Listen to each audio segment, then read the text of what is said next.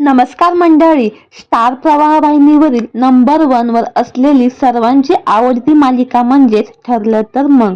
सध्या ही मालिका खूपच रंजक वळणावर आहे. TRP मध्ये देखील ही मालिका पहिल्या स्थानावर कायम आहे. मालिकेतील अर्जुन आणि सायलीची जोडी प्रेक्षकांना विशेष आवडते. मालिका म्हटली की नायक नायिका बरोबर नकारात्मक पात्र देखील तेवढेच महत्त्वाचे असते. मालिका पाहण्यास तेव्हाच मजा येते जेव्हा मालिकेतील नकारात्मक पात्र हटके असते. तसेच ठरलं तर मग या मालिकेत मोनिका दाभाडेने अस्मिता हे नकारात्मक पात्र साकारले आहे. अर्जुनच्या बहिणीची भूमिका तिने साकारली आहे. या पात्रामुळे ती घराघरात जाऊन पोहोचली.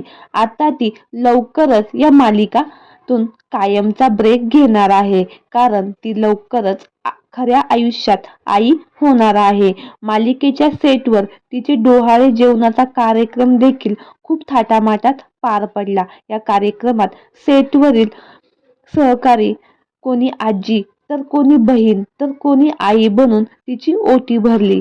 हे सर्व पाहून ती खूपच भावूक झाली.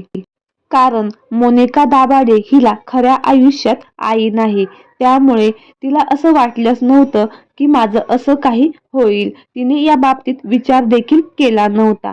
त्यामुळे सेटवर एवढ्या मोठ्या थाटात हा कार्यक्रम झाला हे पाहून तिला रडू कोसळलं. त्यामुळेच ती म्हणते की असं पहिल्यांदाच झालं आहे की सेटवर असं कोणीतरी कोणासाठी तरी एवढं मोठं सेलिब्रेशन करतंय.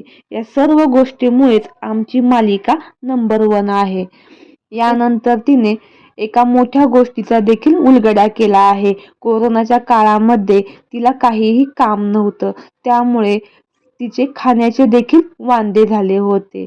या मालिकेमुळेच मी आज इथपर्यंत पोहोचली आहे.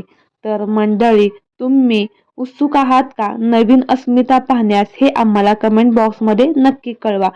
आणि मोनिका दाभाडेला तुम्ही किती मिस कराल हे देखील नक्की कळवा. धन्यवाद.